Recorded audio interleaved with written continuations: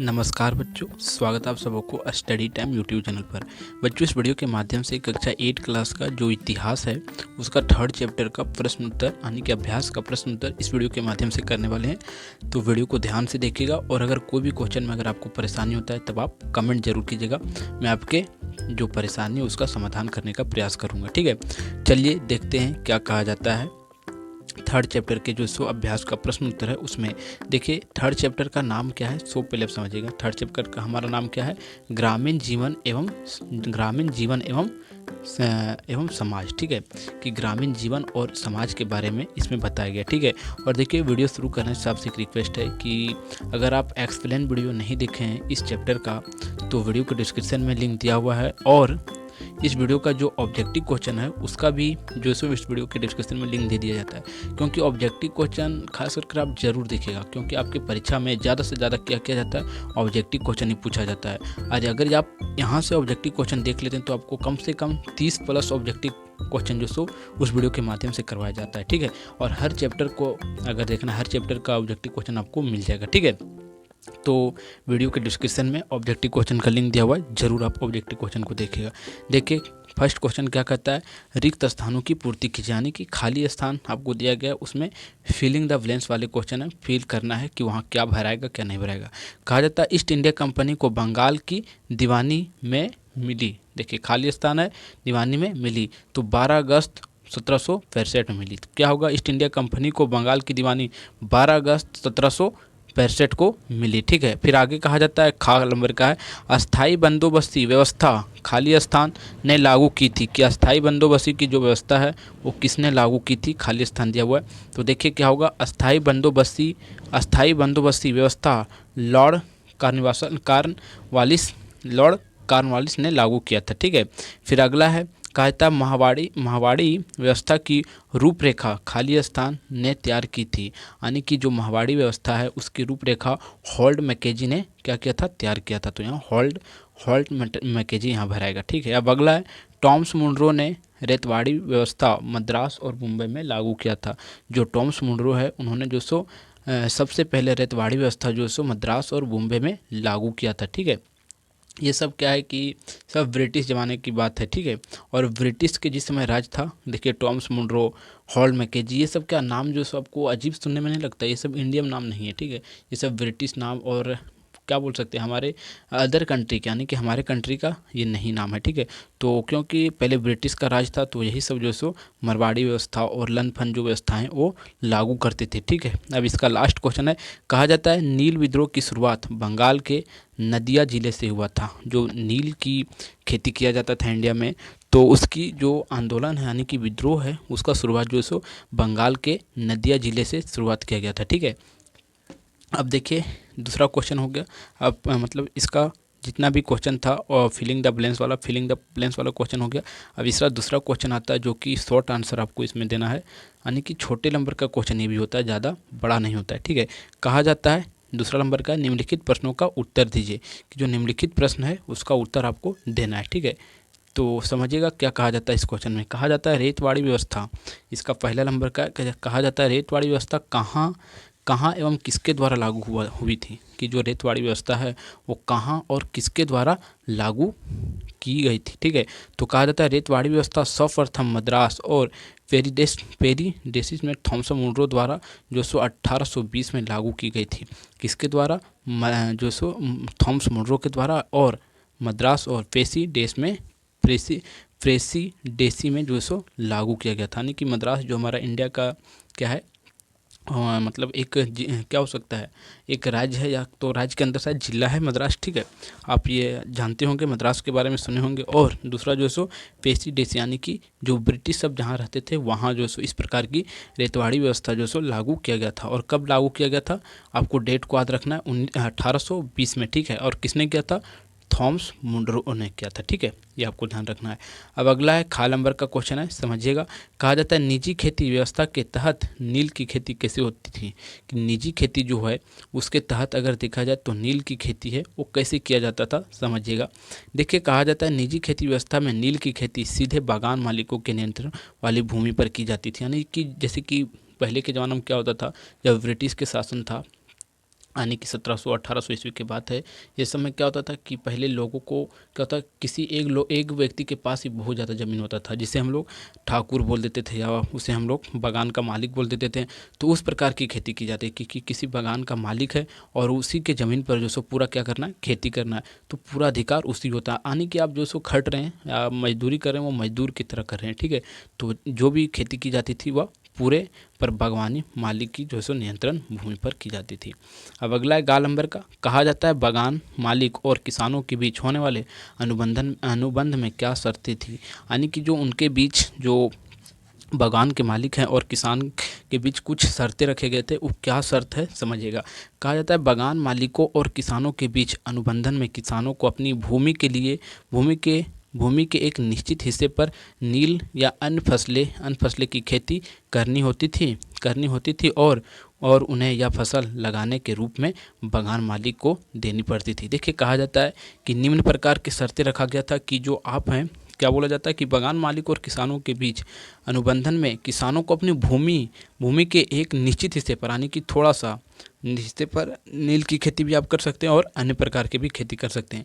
लेकिन जो बागानी मालिक होते थे वो सिर्फ कहते थे कि नहीं, आप हमारे खेत हैं, मतलब हमारी ज़मीन पर वो सिर्फ जो सो नील की खेती कीजिए, क्योंकि नील का बिक्री अधिक होता था, इसी कारण से तो ये बात कहा जाता था। लेकिन अब जो किसानों और बागान मालिक के बीच जो शर्तें हुए, जो नियम बनाए गए, उसमें ये कहा गया कि आप उसी भूमि पर कुछ हिस्से पर आप कुछ और भी खेती कर सकते हैं और नील की खेती भी कीजिए, इसमें कोई परेशानी नहीं है, ठीक है। जब अनुबंधन हुए उसके बाद फिर अगला घ नंबर का, कहा जाता है रेतवाड़ी व्यवस्था को दक्षिण भारत में क्यों शुरू किया गया था। कि जो रेतवाड़ी व्यवस्था है उसे दक्षिण भारत में क्यों शुरू किया गया था। कहा जाता है रेतवाड़ी व्यवस्था को दक्षिण भारत में कई कारणों से शुरू किया गया था। और पहला, बंगाल में अस्थाई बंदोबस्ती की विफलता ने दिखाया कि जमींदारों के माध्यम से, किसके माध्यम से, जमींदारों के माध्यम से राजस्व और संग्रह किसानों का शोषण बढ़ रहा था और राजस्व में स्थिरता भी नहीं आ रही है। कहा जाता है कि जो बंदोबस्ती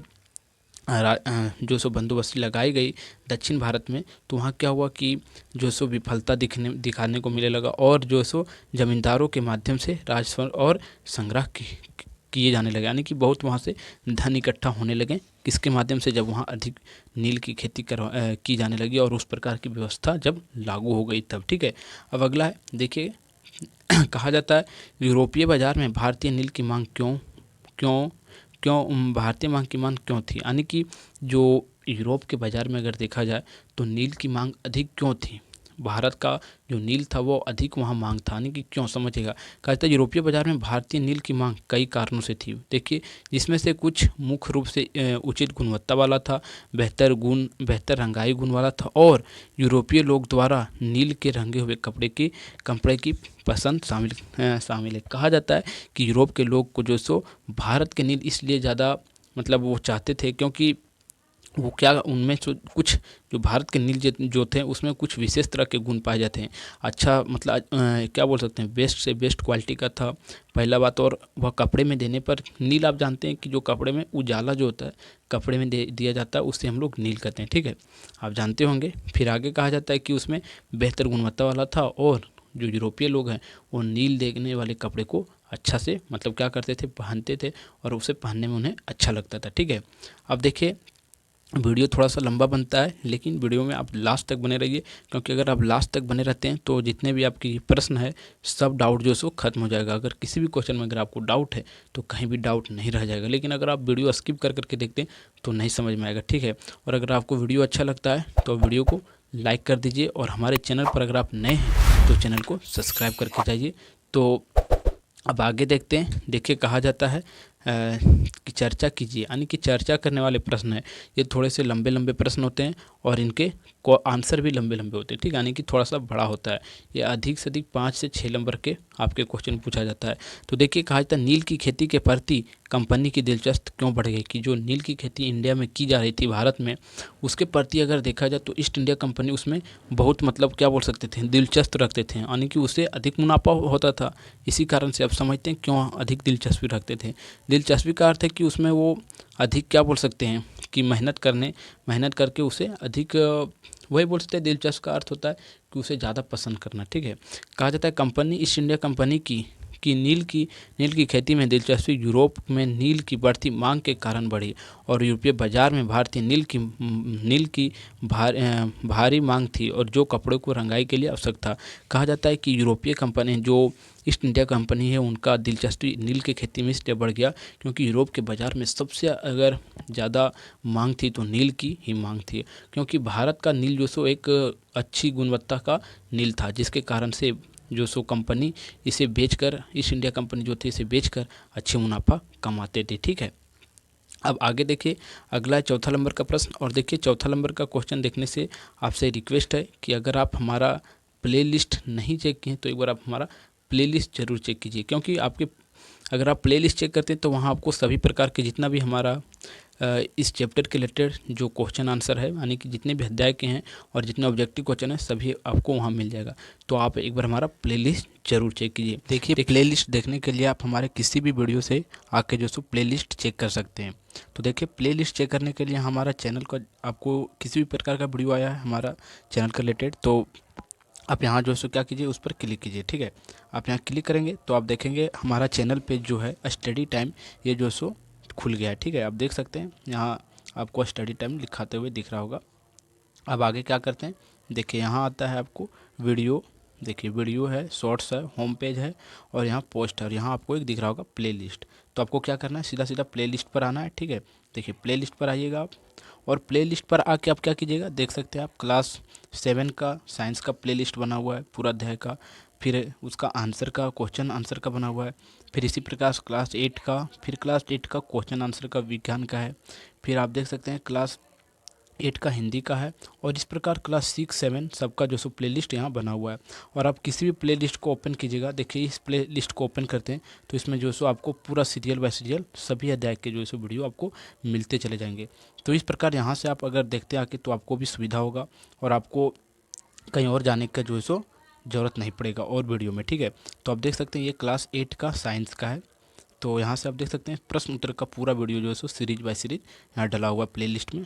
तो आप प्लेलिस्ट को आकर एक बार जरूर देखिएगा। कि आपने प्लेलिस्ट देख लिया, अब देखते हैं हम आगे। कहा जाता है अंग्रेजों ने कृषि में सुधार की आवश्यकता क्यों महसूस किया, कि जो अंग्रेज सब थे वो कृषि में सुधार लाने की व्यवस्था को जो सो सुधार लाने की आवश्यकता समझे कि सुधार कृषि जो हमारा खेती होता है उसे कृषि कहते हैं, तो उसमें सुधार क्यों उन्होंने जो सो लाने के लिए आवश्यक समझा और महसूस किया। कहा जाता है अंग्रेजों ने भारत में कृषि में सुधार की आवश्यकता इसलिए महसूस की क्योंकि वे भारत से अपने देश के लिए कच्चा माल और नकदी फसल प्राप्त करना चाहते थे और साथ ही अपने व्यापार को बढ़ावा देने चाहते थे। कौन, जो ईस्ट इंडिया कंपनी के लोग थे। फिर आगे कहा जाता है उन्होंने भारत की कृषि व्यवस्था को बदलकर अपने लाभ के लिए काम करना शुरू कर दिया था। कहा जाता है कि देखिए भारत से वो जो सो अंग्रेजों लोग जो थे वो अधिक कच्चे माल देखते थे। कच्चे माल जैसे कि यहाँ अगर देखा जाए तो जो मसाले होते हैं, जैसे कि हम लोग जिसे कहते हैं गोलकी कहते हैं, जीरा होता है और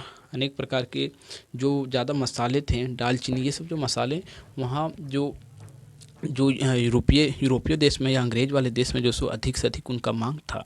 और अधिक मांग होने के कारण से जब देखे कि वहाँ अधिक मांग है और इसे बेच के हम अधिक मुनाफा कमाते हैं तो यहाँ की कृषि में, भारत की कृषि यानी कि खेती में वो अधिक ध्यान देने लगे। ठीक है, कि अगर यहाँ से इसका पैदावार अच्छा करके लेते हैं तो हम अच्छे मुनाफे पर अच्छे दामों पर बेचेंगे और पैसा कमाएंगे। इसीलिए यहाँ के जो है सो कृषि पर उन्होंने एक विशेष रूप से ध्यान दिया और यहाँ के कृषि को अच्छी तरह से उन्होंने बढ़ावा दिया। ठीक है, अब अगला क्वेश्चन है हमारा 5वां नंबर का, समझिएगा। कहा जाता है रेतियों को नील की खेती से क्या नुकसान पहुंचा, कि जो रेतियों थी उनके नील की खेती से क्या नुकसान पहुंचा। कहा जाता है रेतियों को नील की खेती से कई तरह के नुकसान होते थे और नील की खेती के लिए उपजाऊ जमीन की आवश्यकता होती थी।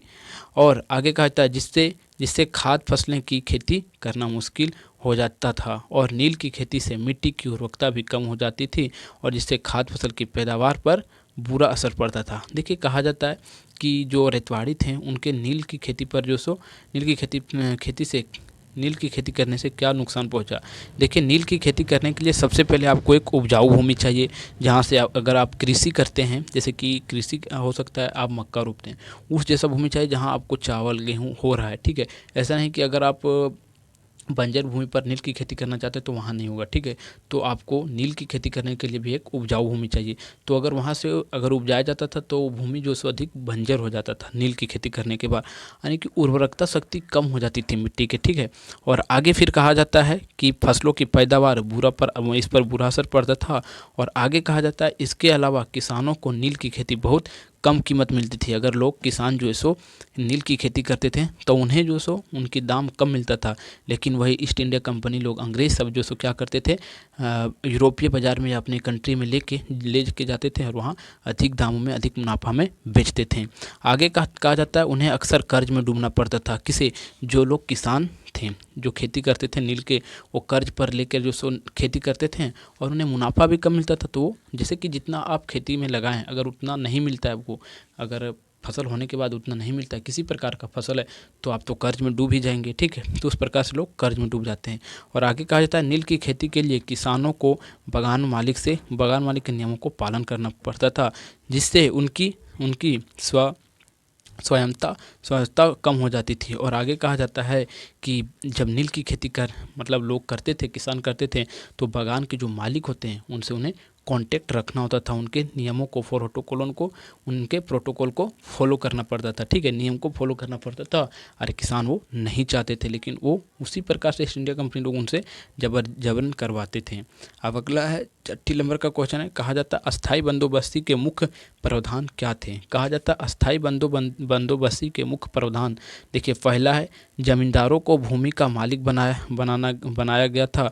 दूसरा है राजस्व का एक निश्चित हिस्सा तय किया गया था जो जमींदारों को ब्रिटिश सरकार को देना था। और तीसरा है जमींदारों को भूमि को बेचने, हस्तांतरण करने और विरासत में देने का अधिकार मिला। और अगला 4 नंबर का कहा जाता है यदि जमींदार राजस्व का भुगतान नहीं कर पाते थे तो उन्हें उनकी संपत्ति कब्ज कर ली जाती थी।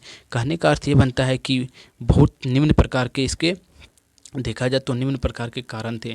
किस चीज़ का? कि अस्थाई बंदोबस्ती का मुख्य प्रावधान का। कि क्या थे? जमींदारों को जो सो उनके मालिक से जो सो क्या करना था, कांटेक्ट रखना था। फिर दूसरा कहा जाता है कि अगर वे मतलब क्या बोल सकते हैं, कर नहीं दे पाते थे तो उनके ज़मीन को या उनके संपत्ति को क्या कर लिया जाता था, कब्जा कर लिया जाता था, यानी कि उनकी संपत्ति को कैप्चर कर लिया जाता था। अगला है हमारा 7वां नंबर का। कहा जाता है महलवाड़ी व्यवस्था में खेती कैसी होती थी? कहा जाता है महलवाड़ी व्यवस्था में पूरे गांव को एक इकाई के रूप में माना जाता था और सभी किसान भूमि पर सामूहिक रूप से अधिकार रखते थे, ठीक है। महलवाड़ी व्यवस्था में कि सभी किसान जो है वो पूरे भूमि पर क्या करते थे, एक रूप से अधिकार मानते थे। और आगे कहा जाता है इस व्यवस्था में गांव का मुखिया या नेता किसानों के राजस्व एकत्र करता था और फिर उसे सरकार को जमा करता था। और कहा जाता था कि भूमि पर पूरी तरह से सभी किसानों को एक अधिकार मिलता था। और जब उससे मतलब कर वसूला जाता था तो वहाँ के नेता या मुखिया पूरे गांव के किसानों से कर वसूलता था और वही कर को लेकर जो सो सरकार को या जो वहाँ के लोग रहते थे, मतलब जो उनके सरकार रहते थे, ब्रिटेन लोगों को जाके उन कर को जमा कर देते थे, ठीक है। अब अगला है हमारा 8वां नंबर का क्वेश्चन है। कहा जाता है किसान किन कारणों से नील विद्रोह के लिए बाध्य हो गए? यानी कि किसान तब जो सो जब उन्हें अधिक मुनाफा नहीं होने लगा, जबरन जो सो नील का खेती करवाया जाने लगा, तब वो जो सो नील खेती करने के लिए विद्रोह करने लगे, ठीक है। तो बाध्य हो गए। कहा जाता है कि किसान नील विद्रोह के लिए मुख्यतः यूरोप बागान मालिकों द्वारा शोषण, जबरन नील की खेती और कम भुगतान के कारण बाध्य हुए। और बागान मालिक ने किसानों को नील की खेती करने के लिए मजबूर कर दिया। जो बागान के मालिक थे वो मजदूरों को कहते थे, किसानों को, कि तुम जो सो नील की खेती करो। उन्हें मतलब जबरन करवाया जाता था। अगर नहीं करेगा तो उसे पनिशमेंट दिया जाता था और लोग उससे आंदोलन करने के लिए उतर गए। फिर आगे कहा जाता है जबकि उन्हें इसकी उचित कीमत भी नहीं दी जाती थी किसानों को, ठीक है, नील की। और आगे कहा जाता है इससे किसानों को नुकसान होता था और वे कर्ज में डूब जाते थे, तो पर भी उन्हें टैक्स उनसे कर लिया जाता था, ठीक है। अगला है 9 नंबर का। कहा जाता है, और इस अध्याय का यह लास्ट क्वेश्चन है, कहा जाता है नील आयोग ने अपनी रिपोर्ट में क्या कहा? जो नील आयोग है वो अपनी रिपोर्ट में क्या कहा? और जो नील आयोग ने अपने रिपोर्ट में क्या कहा समझिएगा। कहा जाता है नील आयोग ने अपनी रिपोर्ट में बागान मालिकों की प्रथाओं की कड़ी आंदोलन की थी और उन्होंने पाया कि किसानों को नील की खेती करने के लिए मजबूर किया जा रहा था और आगे कहा जाता है और उन्हें उचित उचित भुगतान नहीं मिल रहा था। और आयोग ने यह भी पता किया कि किसानों को नील की खेती से इनकार करने का अधिकार होना चाहिए। देखिए कहा जाता है कि जो नील आयोग ने अपनी रिपोर्टों में यह कहा कि किसान को जो सो नील की खेती करने के लिए उन्हें बाध्य किया जाता था, मजबूर किया जाता था और अगर वह नील की खेती करते भी थे तो उन्हें उचित कीमत नहीं मिलता था नील का, ठीक है। और आगे कहा जाता है कि उन्हें जो सो जबरन किया जाता था कि तुम नील का खेती करो या आप नील का खेती करो, ठीक है। और उन्हें इस प्रकार नील की खेती करते थे और उन्हें अच्छा मुनाफा नहीं मिलता था तो क्या होता था, वो कर्ज में डूब जाते थे और कर्ज में डूबने से फिर उनका संपत्ति को जो सो पूरा तरह से अपना कब्जा में सरकार कर लेता था। क्योंकि उन्हें क्या करता था कि पहले उन्हें कर्ज देता था बैंक के जरिए या किसी के जरिए, और अगर वो नहीं कर पाते थे, उस कर्ज को पूरा आधा नहीं कर पाते, चुका पाते थे, तो फिर उसे उनके संपत्ति को अपने कब्जे में कर लेता था और इस प्रकार लोगों के साथ अन्याय होता था, किसानों के साथ। और फिर आगे कहा जाता है कि किसान जो नील आयोग है वह कहा जाता है कि किसानों को नील की खेती करने का इनकार होना चाहिए, यानी कि फ्रीडम उन्हें होना चाहिए, उनका मर्जी होना चाहिए, ठीक है। और इस प्रकार इस अध्याय का जो प्रश्न उत्तर था, यानी कि 3rd चैप्टर का, इस अध्याय का प्रश्न उत्तर समाप्त होता है। और अगर आपको वीडियो अच्छा लगा हो तो आप वीडियो को लाइक कर दीजिए और हमारे चैनल पर अगर आप नए हैं तो चैनल को सब्सक्राइब करके जाइए, ठीक है। तो फिर मिलते हैं आपको एक नए वीडियो में, तब तक के लिए जय हिंद।